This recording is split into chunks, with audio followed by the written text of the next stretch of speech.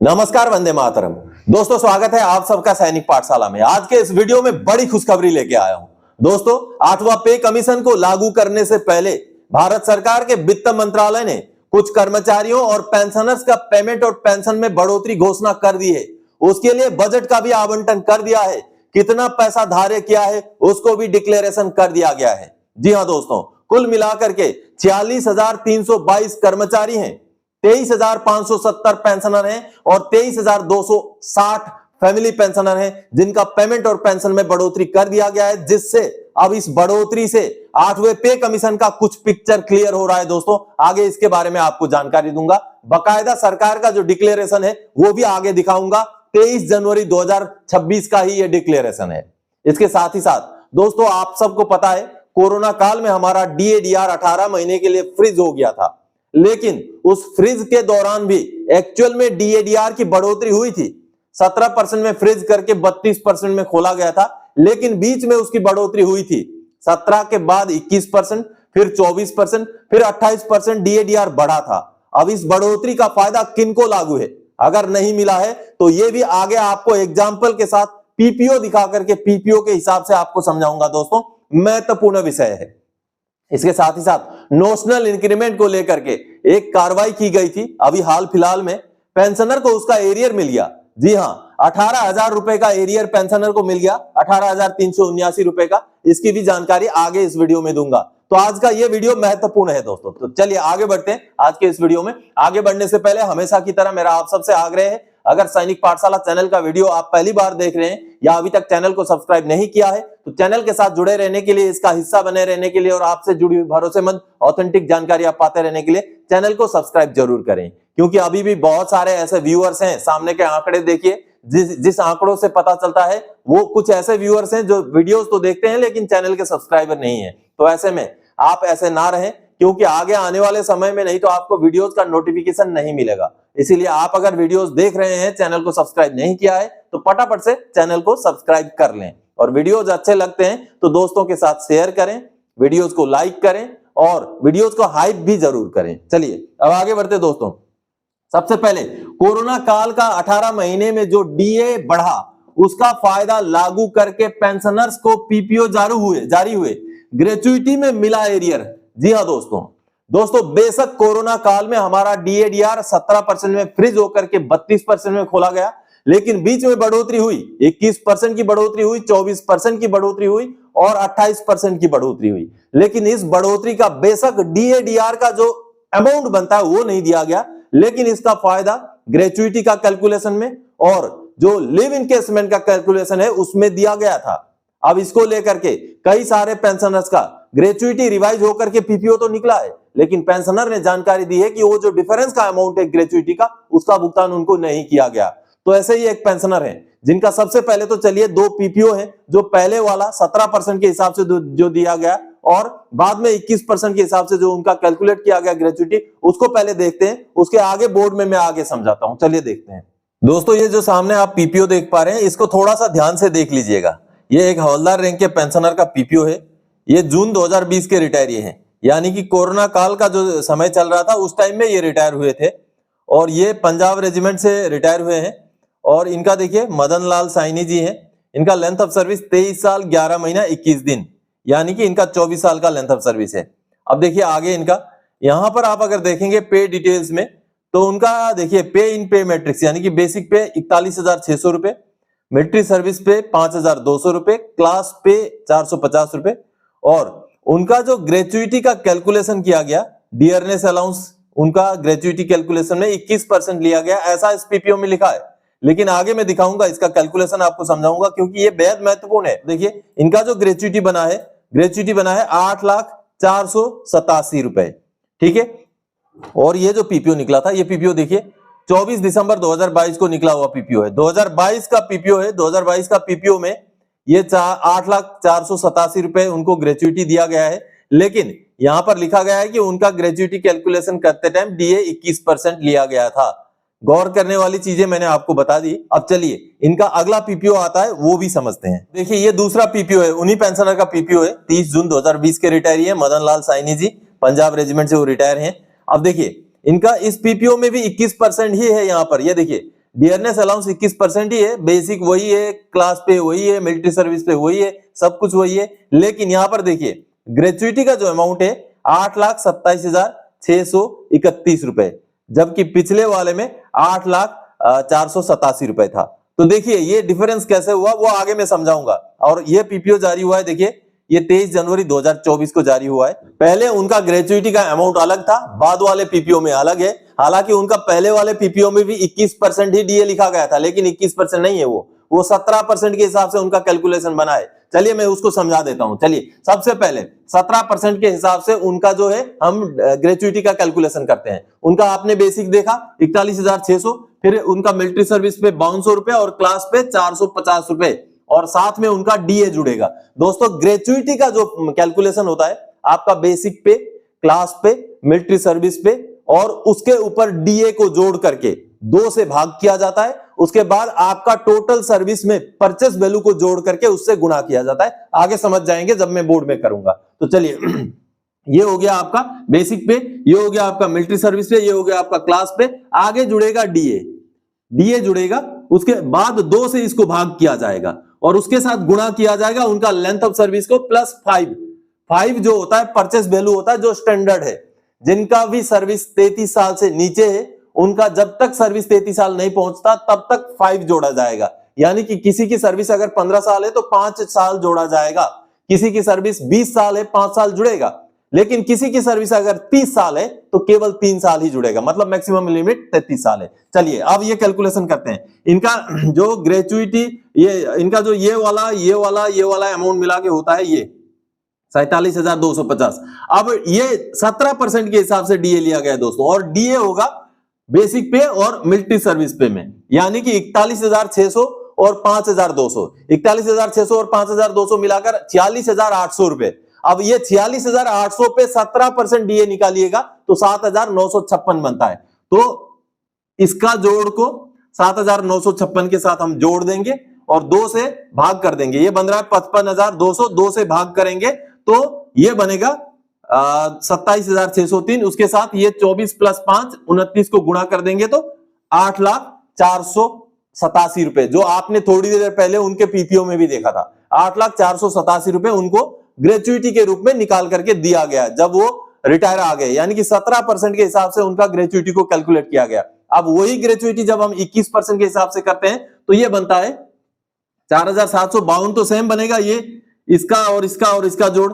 अब ये दोनों के ऊपर बेसिक पे और मिलिट्री सर्विस पे के ऊपर हम जब 21% डीए निकालेंगे, यानी कि उनका 46,800, उनका बेसिक पे कितना था 41,600, उसमें हमने 5200 जोड़ दिया, 46,800 हो गया। 46,800 के ऊपर हमने जब 21% डीए निकाला तो वो निकला 9828, यानी कि 9,828। तो 47,250 के ऊपर हमने 9828 यानी कि 9,828 जोड़ दिया। अब उसका जोड़ होता है 57,078, उसको 2 से भाग कर दिया 28,539 रुपए, जिसको हमने 29 से गुणा कर दिया, क्योंकि 29 हमारा ये सेम कैलकुलेशन है 29। तो उनका बन गया, ये देखिए उनका टोटल ग्रेचुइटी बन गया 8,27,631 रुपए। तो पहले जब 17% के हिसाब से ग्रेचुइटी निकाला गया तब निकला 8,04,87 रुपए, जब 21% के हिसाब से निकाला गया 8,27,631 रुपए। अब ये जो डिफरेंस का अमाउंट है ये उनको लागू है। जी हां, कोरोना काल में वो रिटायर्ड थे और उनको 21% के हिसाब से नहीं मिला था, जिसका डिफरेंस का अमाउंट 27,144 रुपए। अगर उनको नहीं मिला है तो वो क्लेम करेंगे तो मिलेगा, क्योंकि पेंशनर ने बोला कि वो उनको नहीं मिला है। तो ऐसे में आप भी अगर कोरोना काल के रिटायरी हैं और आपका अगर रिटायरमेंट का डेट जनवरी 2020 से लेके जून 2020 तक का है तो आपका ग्रेचुइटी 21% के हिसाब से कैलकुलेट होना है। उसी तरीके से लीव इनकेसमेंट भी, आप अगर जुलाई 2020 से दिसंबर 2020 के रिटायरी हैं तो आपका ग्रेचुइटी 24% के हिसाब से कैलकुलेट होना है। और अगर आप जनवरी 2021 से जून 2021 के बीच के रिटायरी हैं तो आपका ग्रेचुइटी कैलकुलेट होना है दोस्तों 28% के हिसाब से। सामने जो आपने वित्त मंत्रालय का लेटर देखा, वो वित्त मंत्रालय का लेटर में वही चीजें अप्रूव करके जारी की गई थी। यह लेटर 7 सितंबर 2021 का है। तो आप सबने अभी समझा दोस्तों। अब इन पेंशनर को जो ये 27,144 रुपए ये नहीं मिले, ये उन्होंने जानकारी दी, तो ये जब क्लेम करेंगे तो ये इनको मिलेगा। बेशक 18 महीने का डीएडीआर का एरियर नहीं मिला, लेकिन जो ग्रेचुइटी और लिव इनकेसमेंट का कैलकुलेशन है उसमें ये बढ़ोतरी लागू है। आप भी अगर कोरोना काल के रिटायरी हैं, आप भी अगर जनवरी 2020 से जून 2021 के बीच के रिटायरी हैं, तो आपको भी अगर ये ग्रेचुइटी का डिफरेंस का पैसा, लिव इनकेसमेंट का डिफरेंस का पैसा नहीं मिला है तो आपको क्लेम करना है दोस्तों। चलिए अब अगली जानकारी, नोशनल इंक्रीमेंट 3% पेंशन बढ़ोतरी का एरियर आया 18,379 आए पेंशनर के खाते में। जी हां, पेंशनर के खाते में ये पैसे आ गए हैं, जो कि ये उनका नोशनल इंक्रीमेंट का पैसा था। कुछ दिनों पहले ही इनको मैंने 20 मई 2025 का पेंशन मंत्रालय का आदेश भेज दिया था, उसको लगा करके उन्होंने ग्रीवेंस डाला तो उनके खाते में ये पैसे आ गए। पेंशनर ने जो वीडियो संदेश भेजा है उसको सुन लीजिए। नमस्कार सर, मैं हवलदार शिवपाल।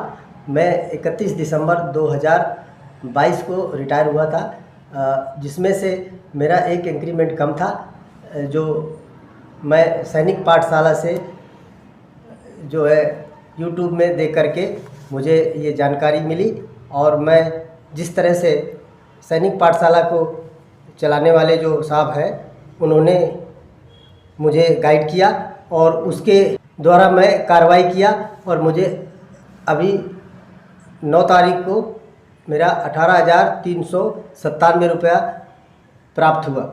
मैं सैनिक पाठशाला को बहुत बहुत और दोस्तों डिफेंस पेंशनर्स में खास करके जो भी पेंशनर दिसंबर 2019 या उसके बाद रिटायर हुए हैं उनको नोशनल इंक्रीमेंट का फायदा मिलने का चांसेस है, क्योंकि उससे पहले वाले रिटायरीज को ओआरओपी की वजह से उसका फायदा मिलने के चांसेस कम हैं। तो आप अगर दिसंबर 2019 के आगे जून या दिसंबर के रिटायरी हैं और उस रिटायरमेंट के डेट के अगले डेट में आपका इंक्रीमेंट लगना था, नहीं मिला है, तो नोशनल इंक्रीमेंट के लिए आप जरूर क्लेम करें। अब चलिए दोस्तों एक बड़ी खबर, खुशखबरी की ओर आगे बढ़ते हैं।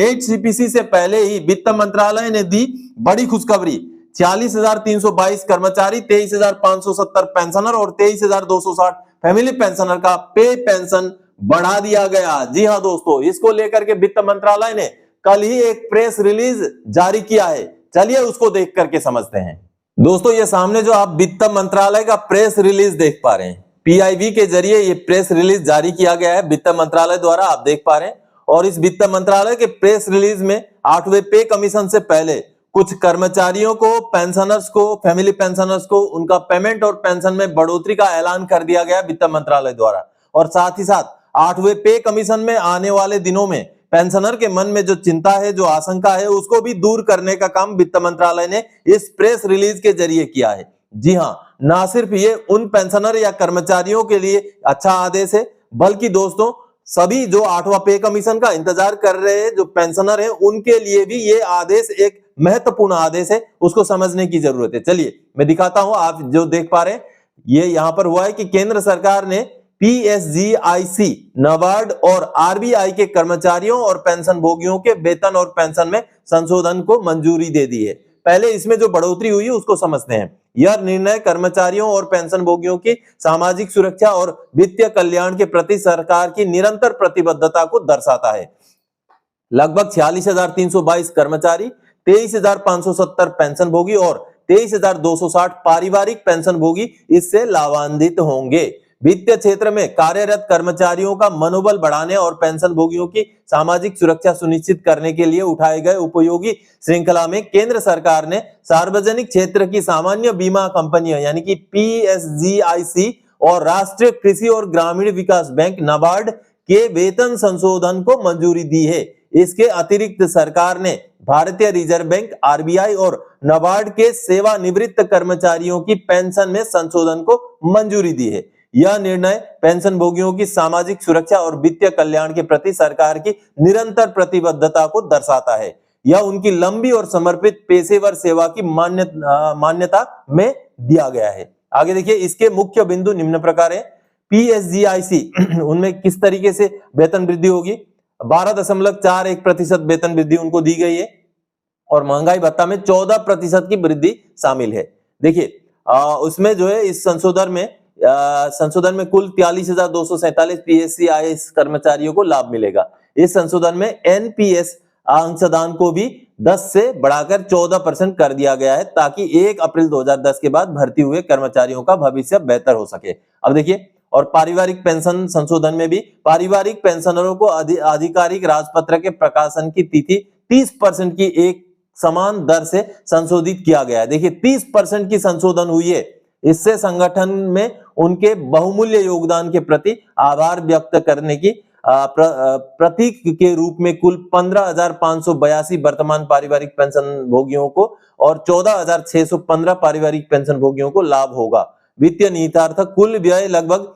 8,170.30 करोड़ रुपए होगा। इसमें 5,822.68 करोड़ रुपए वेतन संशोधन के लिए बकाया के लिए और 250.15 करोड़ रुपए एनपीएस के लिए और 2,097.47 करोड़ रुपए पारिवारिक पेंशन के लिए होगा। यानी कि इसका बकाया भी उनको मिलेगा। देखिए दोस्तों कहीं ना कहीं, और नाबार्ड के लिए देखिए, नाबार्ड में भी जो है 1 नवंबर 2022 से ये ग्रुप ए, बी और सी कर्मचारियों को वेतन और भत्तों में लगभग 20% की वृद्धि की गई है। देखिए नाबार्ड वालों के लिए 20% की वृद्धि है और इससे लगभग 3,800 सेवारत और पूर्व कर्मचारियों को लाभ होगा।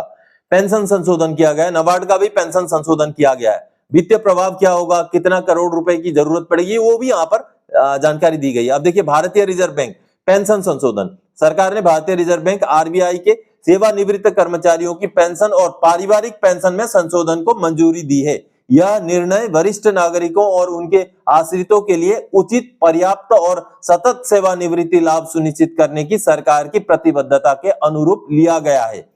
देखिए स्वीकृति संशोधन के अंतर्गत मूल पेंशन और महंगाई राहत पर पेंशन और पारिवारिक पेंशन में 10% की वृद्धि की जाएगी। यह 1 नवंबर 2022 से प्रभावी होगी। इससे सभी सेवानिवृत्तों की मूल पेंशन में 1.43 गुना की प्रभावी वृद्धि होगी। इससे इनकी मासिक पेंशन में काफी सुधार होगा। इस संशोधन से कुल 30,769 लाभार्थियों को लाभ होगा। इनमें 22,580 पेंशन भोगी और 8,199 पारिवारिक पेंशन भोगी शामिल हैं। वित्तीय प्रभाव क्या होगा वो भी बताया गया है। कुल वित्तीय प्रभाव 2,696.82 करोड़ रुपए का होने का अनुमान है। इसमें बकाया राशि के लिए 2,485.02 करोड़ रुपए का एक मुश्त व्यय और 211.80 करोड़ रुपए का आवर्ती वार्षिक व्यय शामिल है। देखिए निष्कर्ष ये उपरोक्त उपायों से लगभग 46,322 कर्मचारियों, 23,570 पेंशन भोगियों और 23,260 पारिवारिक पेंशन भोगियों को लाभ मिलेगा। तो आप सबने अभी प्रेस रिलीज से समझा दोस्तों। अब इस प्रेस रिलीज से एक बात क्लियर हो जाता है कि 8वें पे कमीशन में पुराने पेंशनर्स को चिंता करने की कोई जरूरत नहीं है, क्योंकि भारत सरकार ने अभी जो भी बढ़ोतरी दी, जिनके लिए भी भारत सरकार ने बढ़ोतरी दी, उनका कर्मचारियों के साथ साथ पेंशनर्स को भी पेंशन में बढ़ोतरी दी और साथ ही साथ उनको एरियर भुगतान का भी आदेश दिया। इसलिए आने वाले समय में 8वें पे कमीशन को लेकर के जो एक असमंजस पेंशनर्स के मन में कहीं ना कहीं थोड़ा ही सही अभी भी है, उसको आप दूर कर लीजिए। तो दोस्तों आज के इस वीडियो में इन्हीं जानकारियों के साथ आया था। आगे और कोई जानकारी दायक आपसे सरोकार रखने वाला विषय लेके मैं फिर से हाजिर हो जाऊंगा। तब तक के लिए जय हिंद दोस्तों।